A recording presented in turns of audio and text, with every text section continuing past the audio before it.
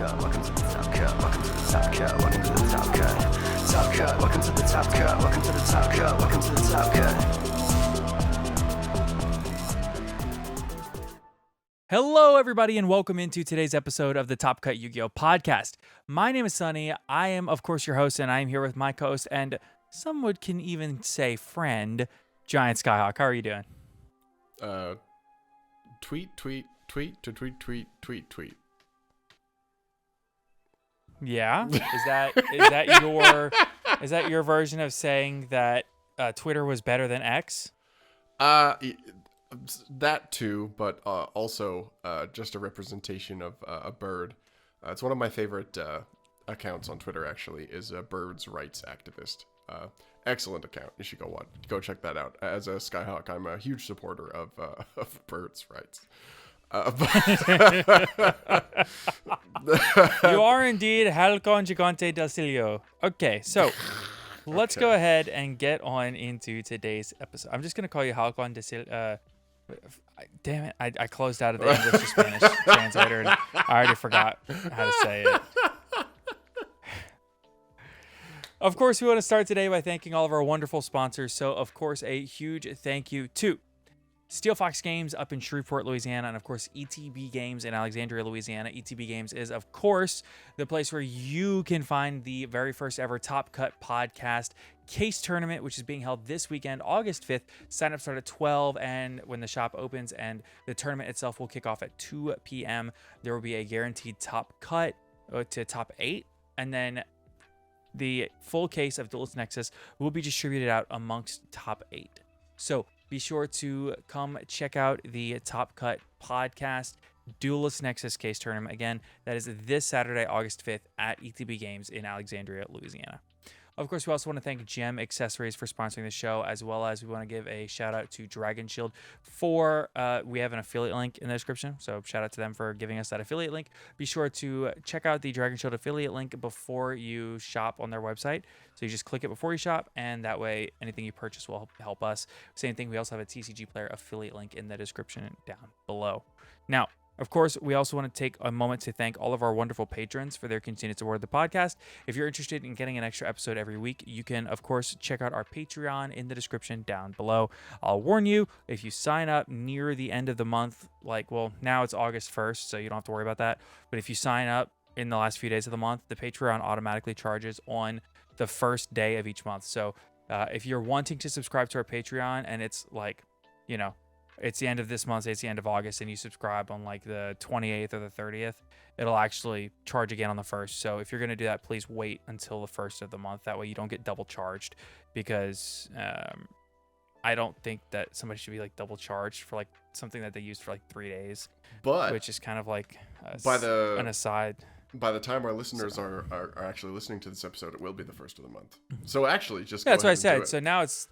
Well, yeah, that's what I'm saying. But if it's a few weeks from now is what I meant, I see. Because I said now that it's August 1st, it's not an issue. But right, so you're gonna do it now, as well. True, exactly.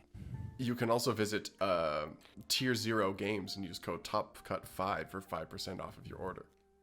That is absolutely true and factual, and I'm gonna have to really remember to work that one into my routine. So of course. Absolutely. We all want to thank our sponsors. Thank you all for your continuous support. And again, to our patrons, thank you very specifically. With that said, let's go ahead and get on into today's content. So, intro under 4 minutes. Man, I'm getting better at this. That's not bad. Back We're in the getting there. swing of things. We're getting back. Okay, so yeah. I'm just going to go in the order that I have everything clicked on, which means we are jumping around, but it'll be okay. So the first thing that we're going to go ahead and talk about is, of course, let's talk about Legendary Duelist Soul Burning Volcano. So Legendary Duelist Soul Burning Volcano is, of course, the newest Legendary Duelist set. It releases on, I believe, August the 9th or 10th, maybe the 11th, somewhere in that range. So for not this weekend's set of regionals, but for next weekend's set of regionals, these cards will be legal for the regionals. So I would say that you should have a healthy understanding of at least what some of these cards do going into the upcoming weekend's regionals. So with that said, I don't think that there is a ton that needs covering here. There are 1, 2, 3, 4, 5, 6, 7, 8, 9 ultra rares in this set, and 1 ghost rare. So the 1 ghost rare in the set. Okay, well, I guess I should give more of an overview of the set. The set has a bunch of fire support for various different fire themes. That said, the themes are exactly Salamangreat, Volcanic, and Battle and Boxer. If it is not a Salamangreat, Volcanic, or Battle and Boxer card, it is probably not in this set, except for exactly Volcanic Eruption, which is technically not a Volcanic card, but so it had to be errata to say that. I was going to say, this was the thing that I wanted to talk about. It was... then you go in depth with it. Tell them all about it. So it was Tom Box who actually pointed this out on the video. If you want to go watch early openings, those are on YouTube. So Volcanic Eruption is a normal trap card that says if you have controlled Jurassic World during your end phase, you can activate this card and destroy all cards on the field. Notably, it's called Volcanic Eruption. It was not supposed to be a volcanic card, but it in the TCG, they kind of mucked up the name a little bit, is I believe how this happened. So they have printed it in this set specifically so that it could errata it to say this is not treated as a volcanic card, even though this is the volcanic set, because this is probably their only good excuse to reprint it. And I just think that's very funny. Real and true and hilarious. So, with that said, there's one other big thing about this set, and that's the ghost rare, yeah? Yeah, absolutely. I was going to let you go ahead and talk about that, actually. Oh, I thought, with that said. Okay, with that said, so the ghost rare in this set is Salamangreat Sunlight Wolf. It's kind of an interesting pick. I think if we're looking at the set as a whole, it makes good sense to me. Something that I think is interesting to point out is that Volcanic Shell got a quarter-century secret rare in the Monstrous Revenge. My guess is that's the nod to Volcanic here because Sunlight Wolf was the pick for the ghost rare. So I think that's kind of why they split it up, and maybe they were like Battle and Boxer as the third theme. Although honestly, I think those cards have a lot of potential. I think it's a good and then pick. they were like Battle and Boxer is also here. yeah. Honestly, the Battle and Boxer cards are all crazy. It's just kind of locked into its own niche. I think the big thing to point out with the Sunlight Wolf pick is that it also has like a couple of other weird applications kind of in the current metagame. Sunlight Wolf does see generic play in Cyber's Link decks sometimes, and Rescue Ace is actually playing it just because it's a good way to like add back fire monsters. So it's definitely not a bad pick for a Ghost Rare on the fire set. Yeah, it's not a bad pick at all. I do think that there are probably some picks here and there that may have been a little bit stronger of a pick in the fire set specifically. I'm kind of thinking that although Volcanic Rocket does have some high-end rarities, I also like Volcanic Rocket as a pick here, and it doubles as Volcanic Rocket being a pick for the older formats, right? Things like Edison format and the like. But to be fair, the Volcanic Rocket secret rare will probably just always be a higher rarity than even the ghost rare, in my opinion. So, yeah, I do see it. Last note that I have about this set: there are essentially no generic reprints, and I think that makes the set difficult to sell. Like even Duels from the Deep had the Droplet reprint, which and that set was still not good. So I don't know how I feel. I think that the tagline for YG.org kind of says it all. These are all very sensible reprints, but I wouldn't say that there's anything here that makes me go, wow, that's crazy. Can't believe that one's in here. Yep.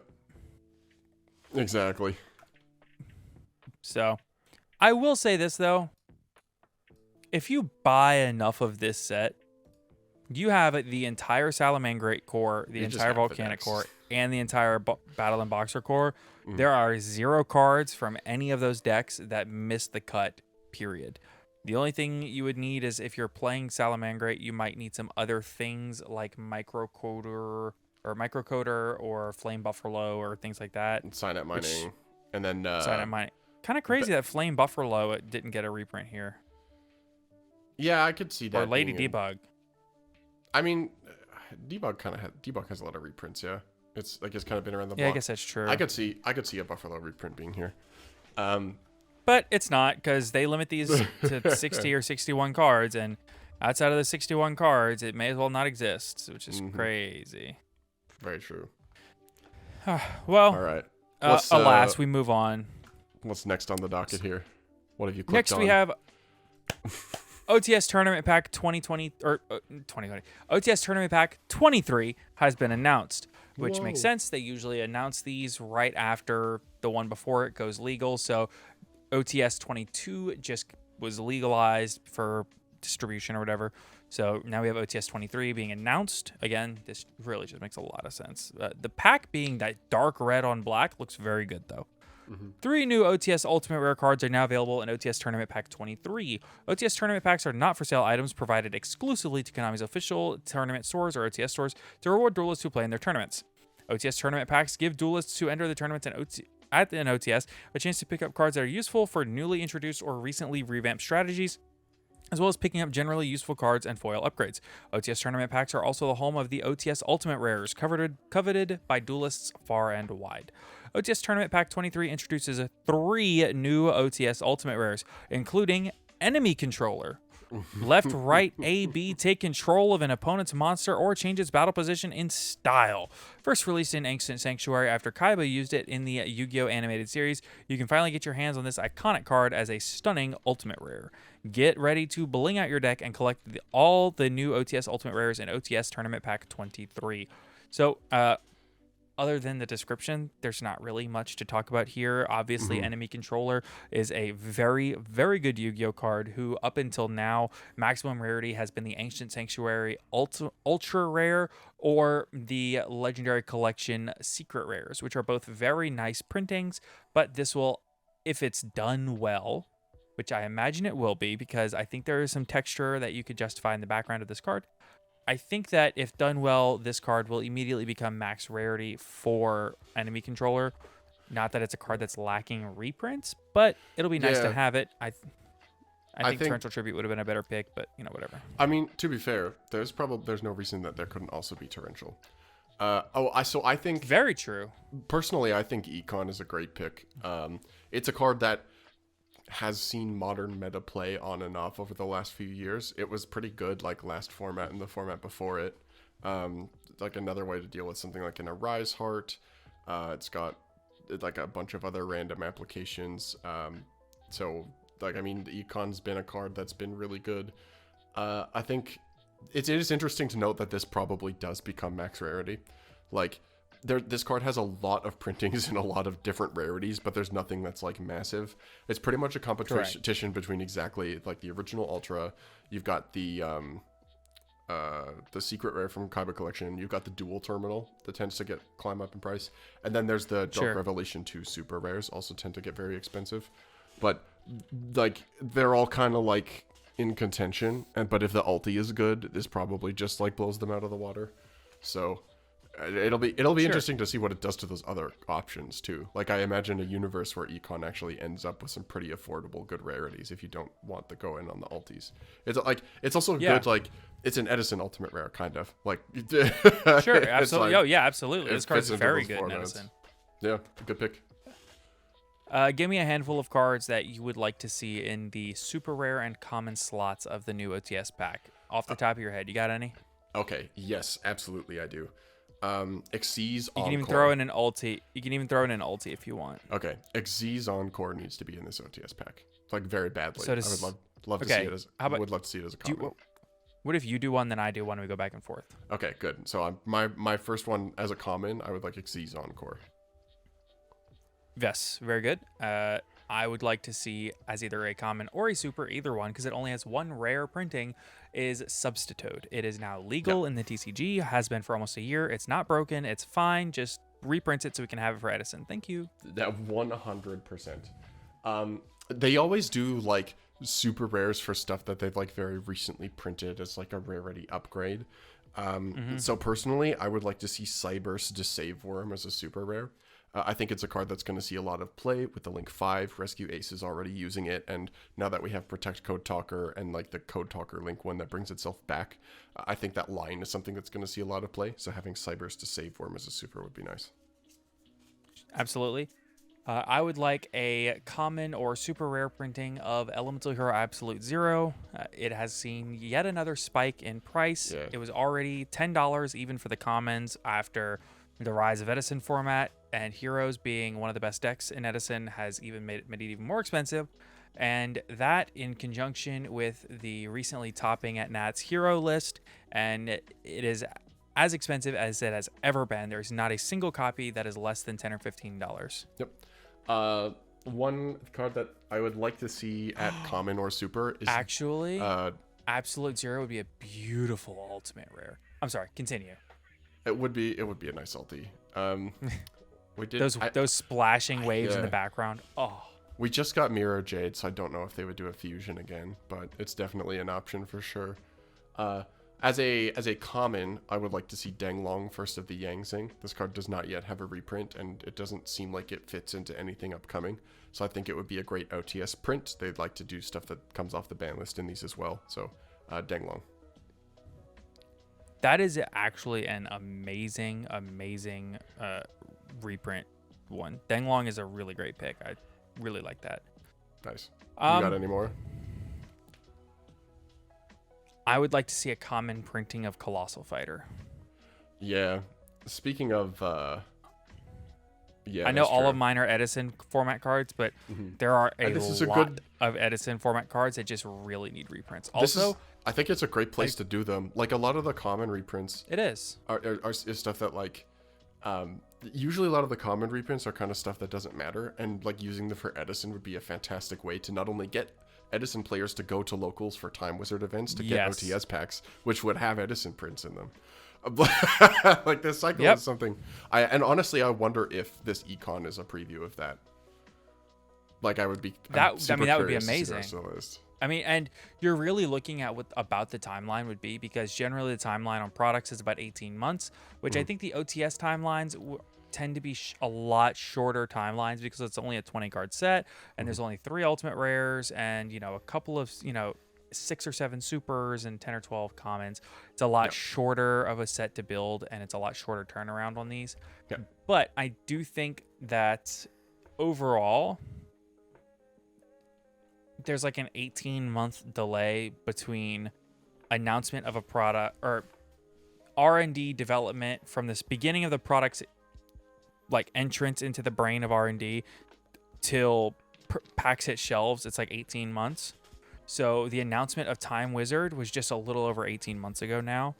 So, I mean, again, I know OTS sets are generally a much shorter timeline. I think from then till now, I mean, you could realistically be seeing the start from here going forward. You could see the start of a lot more Time Wizard support in general, not just Edison, but Time Wizard in general, because it's been on the R&D team's mind for a year and a half now, and that's product cycle. So I definitely agree. I have 2 more cards that I want to talk about. One of them is a wish list, and the other one is something that I think probably is needed. I would like Evo Singularity reprinted either at common or super in this set. That is such a random card. Nope. I will explain why it's not random. It's actually super badly needed. So in the last OTS pack, they actually did reprint 2 of the Evols at common, but they are Evols that will probably not see play in the package. So I think they were really, really bad picks. Sorry, Konami. Evo Singularity is a normal trap card that lets you revive 2 evil monsters from your graveyard of any level, doesn't matter, and then you just slap an Evolzar on top of them. So you'll notice that just makes Lars with whatever you've got in your graveyard. It's also searchable. So it's something that could see play as a generic engine. And the only printing that it has right now is a common out of a very, very old set, and that card is getting expensive. Super would be nice just to have a different rarity of it, but common would also just be nice for availability. And then, as always, I came up with one more. Okay, give me one more. I'll jump in. I would like to see either a super or common printing of Bish Balkan. Yep, because it only has the gold print, right? I agree. Bish Balkan currently, yes, it only has the 1 gold rare printing, which are currently about $13 to $15. That sucks. That card should not be that expensive. I agree. Yeah. I apparently need to go look through my gold rares to see if I have any copies of that card. Wow. What do you need Bish Balkan for, huh? Don't worry about it. Don't worry about it. Uh-oh. I picked up a Crimson Dragon. Okay, all right. I see. Well, I won my Crimson Dragon at Sneak Peek, so I don't have to do I that. traded a bunch of playmats for mine. So play bats. Oh my well, god. I also got multiple Rev Synchrons. I got my Lars. I got a Crimson that's right. Dragon, You got like it was the okay. It's part of the full package. All right, I'm in. Yeah, Robert, I know you listen. Thank you, Robert. I appreciate you. Okay, so the last thing that I want out of this OTS, I will take up an ultimate rare slot. I ask this every time, and it's probably no longer necessary because we did get a collector's rare. Konami. Ultimate rare. Ultimate Conductor Tyranno. Come on. It's in the name. It would be beautiful. It's in the name. I know it's not. This is not a pick everyone would like. It just got a collector's rare. It's not going to happen. I want it so bad. I have one last card that I think would be a really sick ultimate rare pick. I don't think you can justify printing it at common because it has several of those, or super because it has several commons. And it does have prismatic secrets and an ultra. But Dark Ruler No More would be a gorgeous ultimate rare. Yep. I agree. It would go very well with Forbidden Droplet if you want to have the ulti play sets of the board breakers. Dark Ruler would actually be a pretty good pick. And speaking of Dark Ruler, we also have the announcement of the new Lost Art promotion series. That's a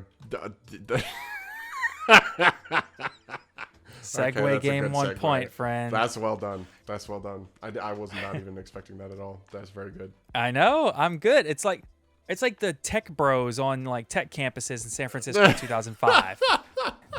I'm segueing. Of course, we want to announce our new Lost Art promotions. You are going to get these at your OTS stores for buying $30 or more of sealed Konami product. And of course, or $40 Canadian, 30 USD or 40 Canadian at OTS stores of unsealed it says unsealed product, on sealed product, and get a card. So the cards in this set are Mitsu the Insect Ninja, which was a recently released, it was a Starlight rare and an Ultra rare, I believe. Either Starlight and an Ultra or Starlight and a Secret. And it wasn't that long ago. It was the same set as... Darkwing Blast. No, it was before Darkwing Blast, wasn't it? Because it was the same set. No, it was Darkwing Blast. No, I was thinking it was the same set as Kurikara. Yep. No, it's not this. It's not the same set as Kurikara. Because Kurikara was... Kurikara was... Was it Pote or was it Photon Hypernova? It was Photon Hypernova. Kurikara was Hypernova. Yes. Yeah. No, so it's Darkwing Blast. We also have Macrocosmos, which the Lost Art for that one is very funny. Grand Convergence, which got Lost Arted because the original looked like the Smash Ball.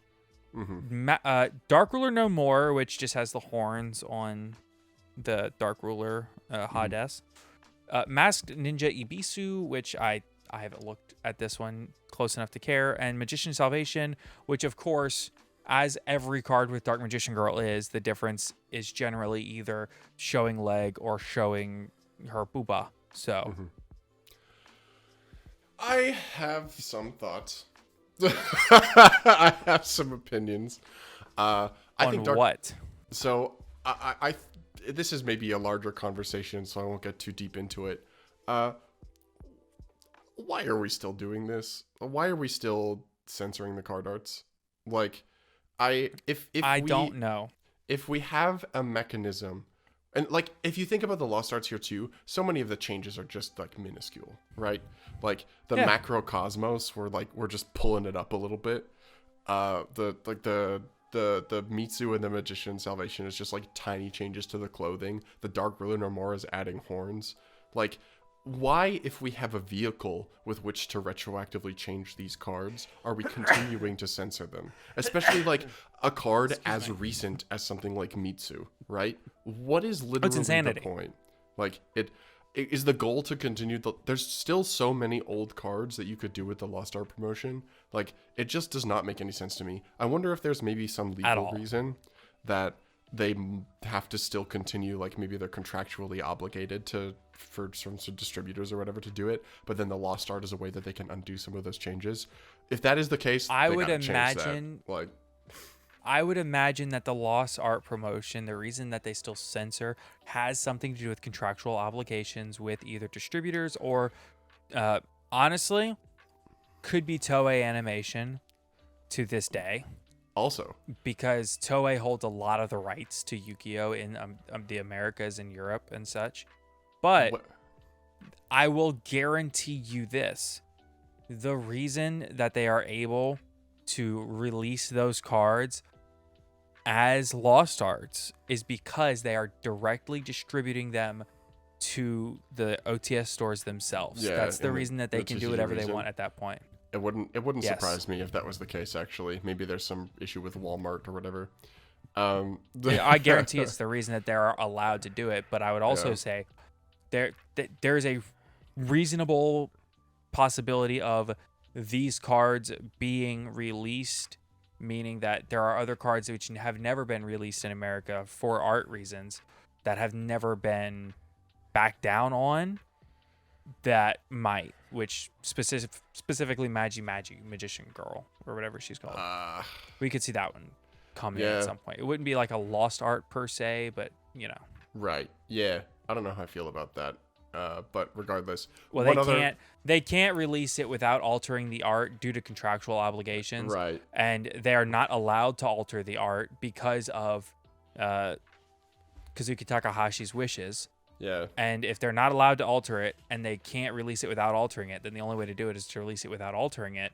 Right. Via a direct release. Yeah, and then the answer is to force people into buying a whole bunch of sealed product to get a copy of the card. I don't like that. But anyway. I mean, they're already doing that with the various alternate artworks of all of these cards. Sure. Yeah. And chances are, if they're willing to do 3 waves of Dark Magician Girl, I can't imagine they would be unwilling to do multiple waves of Magi Magician Girl. Yeah, I could see it. I don't know. I mean, Dark Magician Girl, they've already done 3 waves. I would imagine they would do several more. That's true, actually. That would be it. You'd make a good argument. Because that was a huge issue with Dark Magician Girls. It was that people were going in and buying up as much as they could and getting as many as they could. So exactly. Anyway. Last point on this. Konami, where the heck is Baguska? Come on. We have been asking for like a year and a half. It's got to be in the pipeline. You got to give us Baguska. Okay, that's my pit. Okay. All right. So the next thing that we're going to talk about is actually we are going to spend. We're going to talk very, very briefly about the Remote Duel Extravaganza, and there's absolutely reasoning behind why we're only going to touch on this really briefly. And that is because although the top 16 is fairly interesting, it's very, very non-representative of where the format will be 2 weeks from now. Because as of this event, if I'm not mistaken, Duelist Nexus was not legal at this time. Incorrect. Duelist Nexus was legal for this event. But it was legal. Duelist Nexus, despite being legal. Exactly Friday. Okay. So, Duelist Nexus, despite being legal for this event, quote unquote, was not readily available for this event. Meaning, even if players were able to get the cards, they would have had to register a deck list before knowing whether or not the cards were going to be available. Also, generally speaking, Konami has a policy of if the cards... They've done this in the past with other events. I'm not going to say they have a policy of doing this. That is a completely false statement. I'm going to immediately walk that back. Konami in the past, especially at Remote Duel events, where the entire point of Remote Duel events is not having to leave your house to play for various reasons, right? Whether it could be due to COVID or what have you, no matter what. Konami has a policy of, again, I walk that back. Konami has in the past, for specifically Remote Duel events, if a product releases on the day of the event beginning, so like the Friday of the event or the Saturday of the event, Konami has in the past made that set not legal. So while yes, Duelist Nexus was legal on the day of this event, do we know if Duelist Nexus was actually legal for this event? Because in past events, they have not made it legal. Okay, I'm going to correct a bunch of things here. You are wrong about essentially everything, actually. I disagree. Okay, so there's one thing that I think you probably make a good point about, which is that this is not going to be super representative of the upcoming format, but there's a lot of information. There's a lot of information we actually can get from this in regards to the upcoming format. There's one. Okay, wait. Am I at least correct in saying that they have in the past made a set not legal for a remote duel event because of availability, and again, remote duel events intended to not require you to leave your house. Therefore, if the cards are legal day of, it doesn't make any sense. Okay. Has that happened in the past? Because I believe it has. 2 issues with that statement. It has happened in the past, but that happened in the past largely due to possible product delays. There were definitely some remote events where that has happened. In this case, the set was legal on Friday, and the event did not start until Saturday. So in this case, the cards were legal. You mentioned decklist submissions. For remote duel events, most of the time, you can submit your decklist very close to the deadline. For YCS events, it has to be a day before for like tier 3. But for extravaganza events, which are generally tier 2 events, decklists, you could submit a decklist up to like probably 2 hours before the event started, day of. So that gives people lots of time to work. And in this case, it was because they had to add all the Dune cards to the database the night before. So they actually asked people to wait to submit their lists until later. The other thing... That's wild. Yeah. It's just the way that the side decks thing worked. They didn't want people registering for like locals a day early with the Dune cards. This exact reasoning is why it was my belief that in the past... that was the reason that these sets were not legal, for example, for YCSs and events like that, right? A combination of why are you doing a remote duel event and then forcing people to leave to go to their OTSs to get this product? Right, not the case. The other thing... Okay, well, that was my understanding of the reasoning, sorry. Right, yeah. So, I mean, that's fair. I think it's probably a little whack to be like, hey... you have a day to get these cards, which, I mean, there's sneak peek, but it also makes the cards a lot more expensive to do it that way. So it does kind of suck. My point, though, was not even like it's difficult to get the cards on short notice. It's that the entire purpose of a remote duel event is to give duelists the ability to play the game without leaving the safety of their homes in the times of a rampant virus running through society. Yeah. So I think this by doing that, you don't give people the ability or time to order cards online and to safely acquire them if they are still concerned about the COVID-19 virus, right? You're forcing them to go into public, to go to their local OTS stores if they want to compete at the highest levels to acquire those cards. It's kind of... I mean, I think in some sense that's true, but I think there's another angle, especially as while COVID is still a thing, it's definitely died down some. I think the one big thing now is that it lets people play at tier 2 events without having to deal with the cost of travel. So I think that's another huge aspect to what remote duel does at the current time. Like, I think remote duel regionals can like pretty consistently pull between 60 and 100 people still, and that's like a small regional, but it's a regional nonetheless. And for people who like don't have a lot of premier events near them, it's a great option. So I think that's part of what this is. So, regardless, philosophical interlude about the purpose of remote duel aside, I think the results actually do tell us one very key thing about the upcoming format. Importantly, not representative, because like you mentioned, I think the good point in what you mentioned, not the only one, but the best point in what you mentioned is that the set was legal for a day before the event started. That means that... And also, the volcanic cards were not yet legal. We don't know. Find out in 2 weeks with the fire set. Yeah. It's a fire set. Let me see all the volcanic runic tops. Yeah. This is the main thing to bring up. A lot of people probably didn't play lists exactly how they wanted to. And it's literally a day one format. So Yes. now the thing that I think we can draw from this is that Purley is probably the second best deck in the room. If you look at both representation, I disagree. Okay, well, you're wrong. So let's take a look. I mean, I don't think that Vanadium is completely unrepresented in the format. I mean, if we're looking at the top 16, there is 0 Vanadium here. I would like to issue a counter argument. I do not think Vanadium is very good. Okay. Well, disagree. Anyway. I think I keep saying Vanadium, but I really want to pronounce it Vanadium because I feel like that's the correct term. Vanadium is more fun to say. They said it, Billy. We should go back and listen to the podcast. Billy Break did say the name, but I forget how he said it. He said Vanadium. He said Vanadium? Okay. He did. I noticed it when he said it, and I was like, ah, like the Leonardo DiCaprio pointing. Yep, I'm with you. I do think that Kashtira is still the best deck. I think that Vanadium is probably the second best deck, maybe tied with Purley. I think that Vanadium is very good, though, and this will not be representative of Vanadium's presence in the format. I'm going to be real. My take. I don't think Vanadium is that good. I think it's like a tier 2 deck. I don't think it's even the best tier 2 deck. I think it's better than Generator, Marincess, and Vanquish Soul. I think it's better than Generator. And I think it's better than Vanquish Soul. I don't know if it's better than Marincess. I'm gonna be real with you. I think Marincess is cool. I think that deck is really good. Yeah.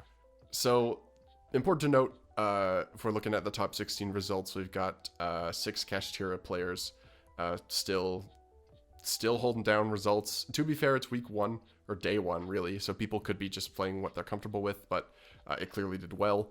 We also have count on 1, 2, 3, 4, 5 Purley players. And Purley, I believe, took 2 of the top 4 slots as well, so it definitely had deep runs. People could be unprepared. The new Purley support raises the ceiling a lot.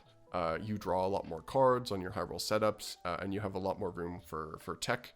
The Purley Xyz is also like really, really strong removal going second, so it turns the going second version of the deck into something much better, and you've also got the alternate trap card as a target. I think people will start to sideboard for these, though. You already saw people at this event siding stuff like Xyz Encore because it has crossover against Purley and Kashtira, so we could definitely start to see people pivot to that. In terms of other strong results here, Labyrinth, only one of them made top 16, but Labyrinth actually did end up winning the whole tournament. When you have a card deck that can recycle D-Barrier, and the 2 most represented decks in the room are summoning Xyz monsters, you got a pretty good shot to win. Yeah. So the other one of decks, Dragon Link, obviously still holding it down. Like 6 and 5 for Kashtira and Purley is crazy. There's only 5 other decks in Top Cut. 1 Vanquish Soul, because 1 Vanquish Soul will top every event. Yeah, exactly 1. Never 2, exactly never 0. 1 Marincess, which I believe made it to top 4. Marincess, there's a great video on Hakuna My Dada's channel that goes over a high-level Marincess player on Dueling Book. Definitely worth watching. And Nim actually just uploaded a vlog of him playing Marincess. That would be fun to go watch. The deck that I want to talk about is Generator. So Generator made top 16 at this event. I will link the YouTube deck profile for this in the description. I just watched it not too long ago. So the Generator deck, the main thing to talk about is Revolution Synchron, because it just serves as a utility piece in a strategy that gets merged by 2 field spells. So the main idea is you open Magical Meltdown and Revolution Synchron, right? Meltdown, add Alistair, normal Alistair, add Invocation. Rev Synchron and Alistair into Ancient Fairy, and then you Rev Synchron Revive for Crystal Wing. You now have the poly because AFD is a light to go into Mechaba. But you AFD pop the Meltdown to add Boss Stage. And because Mechaba is a level 9, you can do stuff like World Legacy Monstrosity plays, you can make rank 9s. So the idea is that Rev Synchron AFD has a lot of homes that we have not thought about yet. So expect that to happen in the next few weeks, where people decide what we are playing Rev Synchron in. That's all I wanted to bring up. I will say I'm very in on Rev Synchron being good. I think that is a very, very good card that has not yet found a home in the right deck to fully be utilized. And when it is fully utilized, whether that be in a full Synchron package, whether that be in its own deck, only being used as a Rev Synchron exactly, whatever the case may be, when Rev Synchron is fully into the format, it will be an important card. Which sounds like a stupid sentence to say, but I really do believe that it's not yet really expressed itself in the format like it truly will at some point. We don't have time, so I'm not going to go into my tournament report at all. I played against a tier deck playing Rev Synchron. And I'm going to tell you, the only reason I won that match is because I drew Droll twice. Oof. You could do some nasty stuff in a lot of decks, and I'm excited to see where it goes. Yep, absolutely. So, I think that the rest of our show is going to be dedicated almost exclusively to the World's Tournament and the OCG. So, get ready. So, we're going to start with that one little bit of OCG news, which is surrendering is now made possible in area championships. So this is coming on the heels of a shareholder meeting for Konami where the president of Konami was asked, hey, you're the president of the Pachinko Machine Company. So anyway, about this Yu-Gi-Oh! Trading card game you own. There is an issue with viewer retention in your live streams because they are not interesting. And part of this is, in my opinion, because you're not allowed to surrender, and it's not very fun to watch. So you going to do anything about that? And then the Konami president was like, we'll think about it. And then like the next day this came out. So you can surrender now in OCG land, but only if it's not going to result in the outcome of the match for some reason. So, which it's always been kind of like a handshake agreement that if you're going to surrender in an OCG, like you're still allowed to surrender, but both duelists have to agree, because if both duelists don't want to surrender, then the judge will come over and like make you play it out. But as of this, you're allowed to surrender with certain like only a duel loss can be declared, and it's not possible to declare a match loss. It is not possible to declare your surrender if the result will determine the outcome of the match during extra turns or during an extra duel in the event of like a draw in game 1, but then somebody else wins game 2 and somebody else wins game 3. So you have to go into a game 4, which is technically possible. Yep. It's in that scenario, a draw, you can't scoop a match, only a game. This is a super reasonable compromise between we are preventing people from stalling in game 2 and you can surrender on live stream to save time, but also we want to make sure that the stream matches actually like cover a length of time and are interesting. So the match that determines the actual final result is the one that needs to be played out fully. I like it. I'm in. I disagree. I think that they should be outright available to scoop even a match. This is not just for live streams. This is for everything. I think. Oh, for everything. Okay. Well, this is the entirety of the OCG. This is not just live streams. I thought it was just on They streams. should be able to. No, you should be able to scoop up a match. Yeah. I think on the live stream it would be reasonable to be like, hey, you can't scoop the third one because we need content. But like, I think in an actual tournament setting you should be able to concede for any reason. TCG has been much better for having that. Let me paint a scenario for you. Mm-hmm. If I'm in a match and I get a text message and it says that there is a family emergency, somebody got in a car wreck or God forbid something terrible happened. My opponent could conceivably force me to finish the match. Like, I don't think it would happen, right? But like there are scenarios which my point is that in a crazy scenario like something like that happening, you are, by refusing to finish your match, you are violating Konami policy.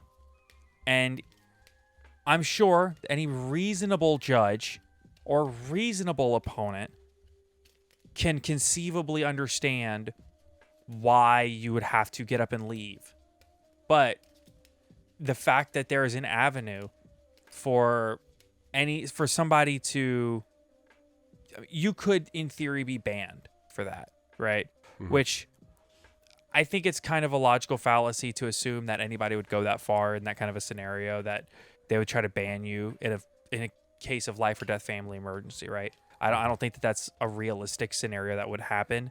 Yeah. But the idea of forcing people to sit down and finish their match, to me, isn't sensible. But I may have taken this too far now.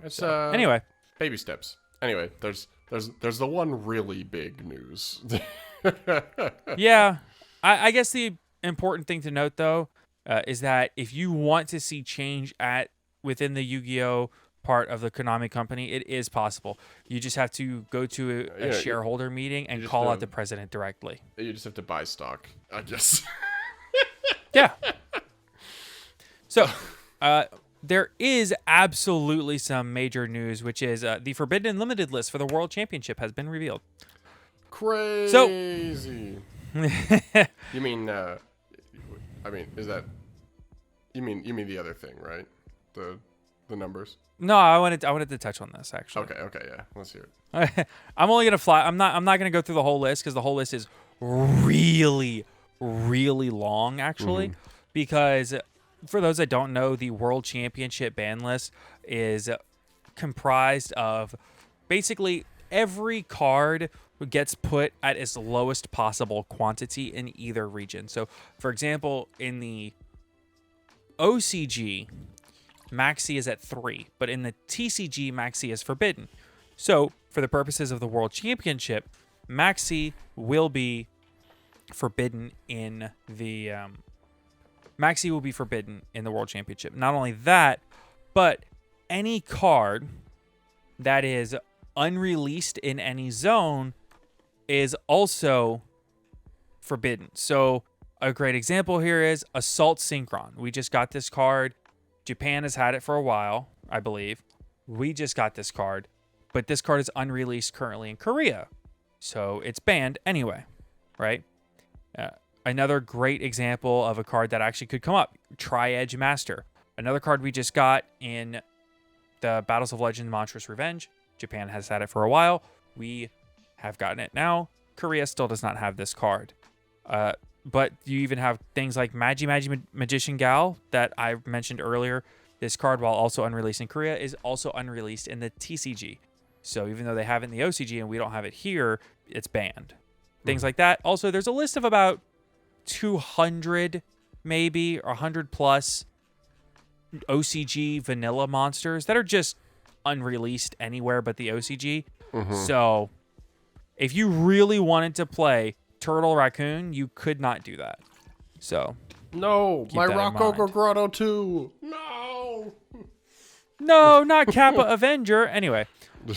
And obviously, like I said, for Max C, that would be forbidden here because it's forbidden in the TCG. Tidal, Dragon Roller, Waterfall is forbidden in both. Same thing with Grinder Golem and Toon Cannon Soldier is legal in the TCG, but it's forbidden in the OCG, so it's forbidden at World. So everything just reverts back to its natural, mostly forbidden form.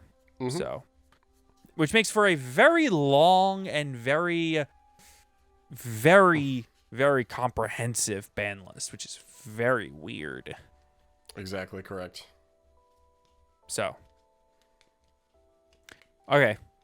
So, let me look at the list of things that we were going to talk about to see what I've actually missed. Were we going to talk about the countdown? Okay, yeah. So you said something big, and I was like, wait, the countdown's not like that big. That's mostly speculation. So, and also the Duelist Nexus Regionals playmat and deck box have also been revealed. It's not really relevant though, but it's been revealed. If you want to look it up, you can find it on Twitter. It's a good mat. The zones are really cool, and the deck box color is black this year, which is awesome. Yeah. Okay. So there is something that we wanted to talk about because we love baseless speculation. Yes. So on the OCG Konami website, there is a countdown that has appeared on the website. So if you go to konami.com/yu-gi-oh/25th/index.php, which is, I guess, their Yu-Gi-Oh website for the OCG, it has literally, as soon as you pull up the page, it's got a big countdown timer. Currently sitting at 4 days, 23 hours, 28 minutes, and some change. Which I guess, if you do the math, gives you the exact time we're recording this. Anyway, so if you take that clock, extrapolate it out, you end up with the big reveal coming on Saturday around the start of day 2 of the YCS. So essentially around midnight Saturday night going into Sunday morning, there's some large announcement that will be happening on the Yu-Gi-Oh! World's live stream. Yep. So there's some new information that's coming. We don't know what it is. All we have is the Yu-Gi-Oh! card game will celebrate its 25th anniversary in February 2024. We will update the 25th anniversary project information on this site as needed, so please look forward to it. And that's all we have.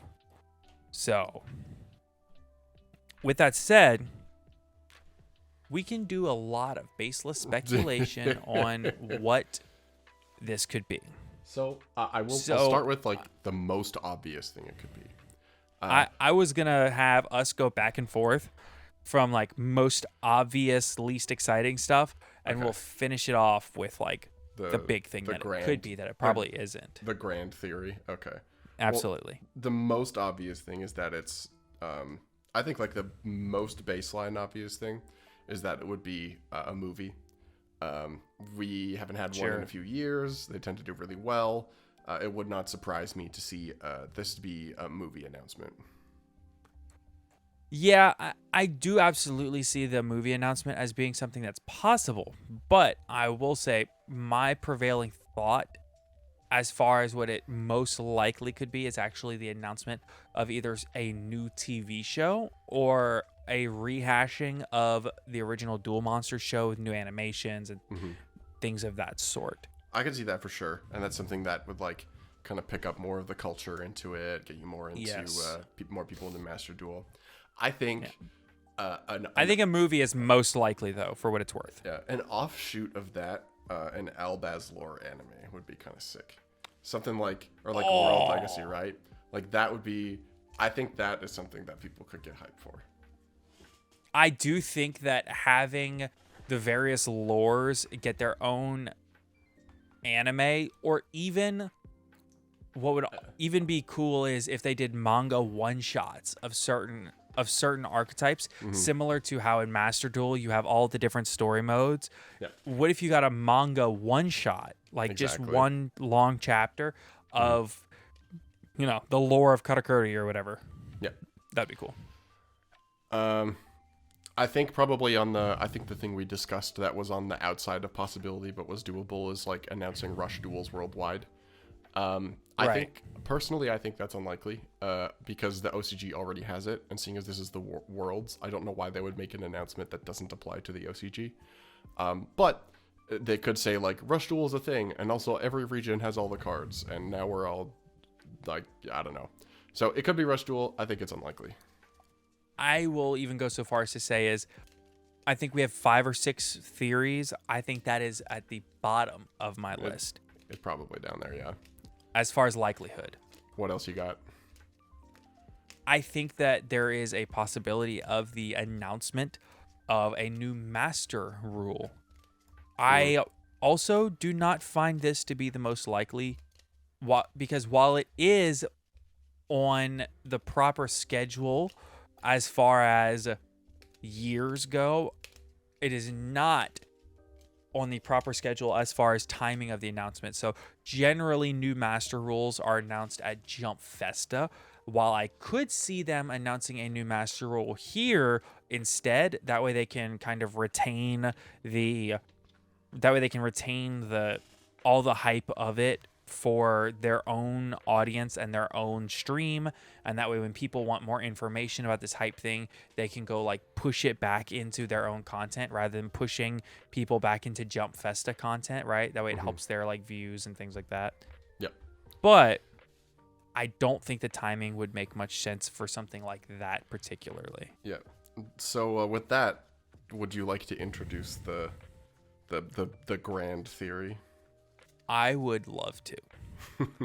My favorite theory that I would love to see, and it is about the third most likely thing that I think could happen. It's like, it's not at the bottom of the list, is what we're saying. It's really not as far as likelihood, but it's definitely I still not at don't the top. think- The movie is at the top. I still don't think it's likely, but it's something that I think is possible.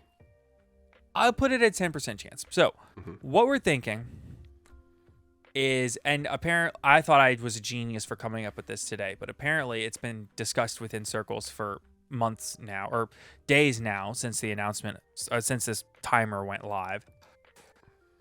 This announcement could be the unification of the TCG and OCG sides of the game. So since the very beginning of Yu-Gi-Oh!, there's been a large gap between the TCG and the OCG parts of Yu-Gi-Oh! And this is because the OCG has always gotten cards first. Now, early Yu-Gi-Oh!, the OCG would get the cards. We would get them 4-ish months later, maybe 5, maybe 8, depending on the card. Sometimes 3. It was very, very variable. But as things were finalized, as things went on, you'll even notice the original sets of Yu-Gi-Oh!, which are Legend of Blue Eyes, Magic Ruler, or Spell Ruler, Dark Crisis, Labyrinth of Nightmare, the first 6 or 8 sets were all a lot larger. And this is because the OCG would get 5 sets of smaller packs, and we were getting extra loaded packs. So in the same time that we got, I think, 7 sets, they got like 12, and they were trying to catch us up as much as possible. Yep. Once we got caught up as much as possible, we went into the GX era getting 60 card sets every time, which is where we started getting all of the smaller 60 card sets. So with that said, this could be an opportunity to unify the TCG and the OCG. So not only do we have at Worlds, we have a unified ban list. Imagine if we could take that Worlds format, unify the 2 ban lists, and it doesn't have to happen immediately, but you could imagine a world where they use Worlds, the biggest point of unification of the Yu-Gi-Oh! Card game, as the place during the 25th anniversary. So I think that there is a world where they take the Yu-Gi-Oh! World Championship, which is already the greatest moment of unity between the TCG and the OCG on a yearly basis, most years. They take that moment of unity and they use it to announce during the 25th anniversary live stream. They take that moment to announce the unification of the TCG and OCG card games. There is actually quite a bit of evidence to support this theory. It is not just something we all wished up. There is pretty hard evidence. Yeah. I think that as far as evidence goes, this theory actually has the most supporting that sound evidence of all of them. Maybe. There's a lot of incidental things that I think line up with it. The biggest thing for me that had me thinking about this was, as soon as the countdown dropped, was, we talked about it before, the announcement of the Asian English printing of Duelist Nexus specifically. Yes. Not only like announcing and also, Asian English, but not just Asian English, but also simplified Chinese for the first time ever. Yeah. Like, why would you go back and reprint Duelist Nexus in Asian English? Obviously, it's like the first in like a new series of sets, right? That's what the green sets always are. Sure. I feel like you wouldn't do that unless it was like the start of something big, right? And also, it probably is back of my brain, maybe it would be a way to say that OCG cards will be legal in some other regions. Not entirely. That was sold on my that, theory, but like, it's definitely possible. There are a few other things. There is. I was gonna say there is other evidence to support it too. You go for it, because I took the first one. I think my next bit of supporting evidence is that if you look at the way the ban lists have shaped up the last several lists in both the TCG and the OCG, you see cards moving kind of suspiciously on both lists that have never really moved before. So you could even point back to as far back as a couple of ban lists ago with skill drain going to 3. I think that it makes sense for, if they want to unify the formats, to start by slowly over the course of several ban lists, kind of moving them closer together in terms of how the ban lists look. So you can point to us suddenly getting a lot of semi-limited cards, some of which have been semi-limited in the OCG for quite some time. I think that you can look towards the unbanning of certain cards as well as the banning of certain cards in both regions. Again, these are things that kind of, the TCG has never really semi-limited cards. There are cards that the OCG has left unbanned for a while that we've had banned, that they're moving around the list. So with these things moving around on the ban lists, and then the more you overlay them, the more they become more and more similar on a per list basis. So that's my second bit of that's more tinfoil hat evidence, but right. The last thing that I want to touch on for this is the release schedule, because I think the biggest counter argument to this being a possibility is the release schedule.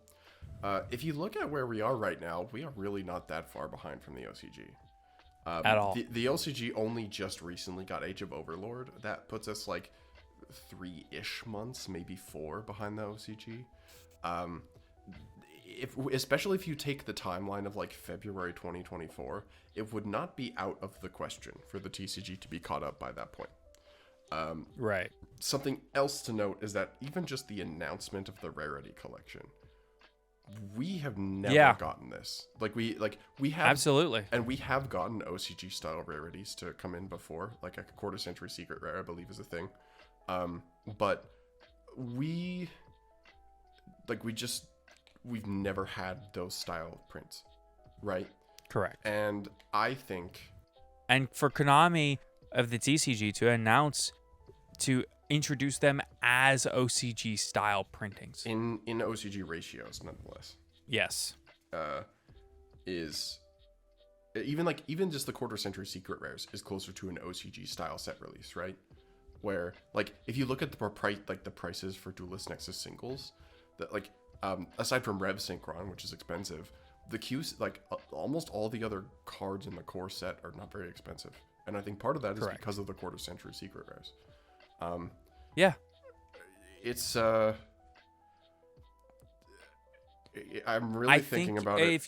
I'm hopeful. If you point to a world, I think if you point to a world, just to kind of expound on what you said there, if you point to a world where cards in sets have multiple printings of the same card within a set that do the same thing, they just look different for chase purposes, a la Pokemon having several versions of a card within the set that just have different artworks, different rarities, whatever. Or even if you look at, like you said, these sets have a secret rare revolution synchron and a quarter century secret rare revolution synchron. Mm-hmm. It generally lowers the entry point of the card game. And if you look at a card game like Pokemon as an example, you can clearly see there's a healthy competitive scene for Pokemon still, even though there's now also a healthy collector scene. And as a result of the way the sets are structured, you don't need the highest rarity of a card to compete in the set. And as a result of that, you can build a tier 1 competitive Pokemon deck for $80, right? So I think that this could be also a chance, as you said, for Konami to copy that model, not just in the OCG where they already do something similar, but now they can copy that model to the TCG. And I think the reasoning behind the timing on this is not just the 25th anniversary. I think actually the biggest reasoning on the timing of this is I believe that this is something they intended to do a couple of years ago or maybe they wanted to have it announced last year and have it fully put into place in time for the 25th anniversary. I think there's some incidental stuff to suggest that they might have been trying to do this around the release of Master Duel, but some stuff kind of screwed it up. I think what screwed it up was the pandemic inflating the prices of the cardboard sheets that they used to print out the cards, and the closing and, you know, things like that of the factories used to print the cards. As a result, Konami was already short printing core sets. So if you combine the short printing of core sets with them saying, well, if we're going to combine the territories, then we're not only going to not have decreased printings, we're going to have to vastly increase our printing capability to catch up the rest of the world, not just America, right? You have to catch up the entire world, and it requires a lot more printing capability. And now that the printing capability has returned, I think is now is when we see them doing, okay, now we can do a lot more rarities in sets. And in addition to doing a lot more rarities for a lot more cards per set, you can increase, say, let's say I want to do Duelist Nexus in July. Well, let's move up the Age of Overlord release to October, right? Or even September. And let's move up the next set after it until, you know, early January. And that way, by the time February wraps around, you can have the formats unified, which I think they said that it's coming in. I think they say that it's coming in. It leads up to a bigger announcement at the actual 25th anniversary, which is in February, which is when I think that we could see something like this actually, you know, happen. Yeah, and I think having the date on the same page, February 2024, as the countdown, also had me thinking, like, yeah, that would be a reasonable timeline to get it done in, and why include the date? I agree. But anyway, that's enough rampant speculation for this episode. Oh, I love baseless speculation. Speaking of there's actually two other things that I really, really quickly, very quickly want to talk about. Our patrons, right? Actually, no, there's two other pieces of things that are happening that I really want to very, very quickly touch on. Okay. You have 30 seconds. Both of them are good. Okay. 30 seconds each or total? Okay. First, I want to congratulate YG Organization. They have reached 10 years of being one of the best sources of news in the entire Yu-Gi-Oh scene. So thank you, YG Org, for all that you do. We really appreciate you. That is actually a huge W. Shout outs, Earl. Good job. Absolutely. Didn't want to leave that behind. Also, I want to take just a moment to talk about, I know this episode's running kind of long, but I want to take just a moment to talk about, there was a new podcast episode released by the Yu-Gi-Oh! TCG on the Yu-Gi-Oh! TCG YouTube page. It has Billy Break, it has Asala, it has Walter Jewell, and it has the head of Organized Play. Planning and, what is it? Organized Play. Head of Organized Play. And those four people represent an enormous amount of knowledge into the inner workings of the Yu-Gi-Oh! Trading card game, whether it be from a gameplay side, in the case of Billy Break, Asala, and Walter Jewell, whether it be in the event planning side, which you can also see in Billy Break, but also the head of planning. It is Organized Play, rather. It is a heck of a panel they have. I will say it was recorded right after YCS Philly, right after the ban list has released. So a lot of what they're saying is kind of out of date. But with that said, it's still very cool to have the insight. I just hope that in the future, these productions can be put on a little bit more of a fast track schedule. Because I appreciate the conversation being had deeply. I am, after all, quite a fan of podcasts. But I would like to see just a little bit more of a speed up on the production timeline there. Because I think 2 months is just a little too slow with the pace that we're getting news, notes, and coverage and things of that sort. I gotta My agree. personal opinion. I'm still thankful for the content. Speaking of speeding up, let's thank our patrons. Speaking of being thankful, thank you to Bring Red Reboot Back to 3, Kane Martin, Zyphorus, Big Stinky, Blue Eyes is Best, Copium, Broken Boy 13, Ding Dong's Hostess of the Yangzing. Do you remember when Heavy Storm was legal? Pepperidge Farm remembers. I remember that. In fact, that card should be legal right now. Earth Machine Best Deck, HGH Cyber. I used to play Rogue, but then my mom got a job. Is Canada, Nickelback, John Leo, Mountain Man, Oatmeal Spaghetti. Only 2 thrusts. Sorry, it's all I had. That's good. That one is really good. Oh, and Alvarado, Pistol RX, Silver Hope. There's one rule and only one. Always read MISC. Understanding and reading are 2 different things. Virtually Savior's World. Has anyone actually read Toy Vendor? You are doing it on purpose. I know you are. I was just about to say, I would like to point out, they have changed the name to still be wrong with the spelling of vendor, but now they have changed the has to like as, like apostrophe AS, like a British person saying it. And I enjoy that they're doing it just to torture you. I truly do. Aaron Gardner, Alexander Chan, Asami, Ashlish, Chaps, Atsuyo, Simpa the Silver Castle, Blackwing, Silver in the Ascendant is the best Floodgate. Box of Wine, come on and get your game on. Duty Booty, Dragon Maidenless Behavior, I'm about to freak a glimmer to it across these plant nuts in your mouth. Cam, the Shadow Wizard Money Gang Executive. My favorite deck is ABC. Yeah, ABCDEEZNUTS. Neshi, Old Man Red, pin code 143, and Slaking It Up.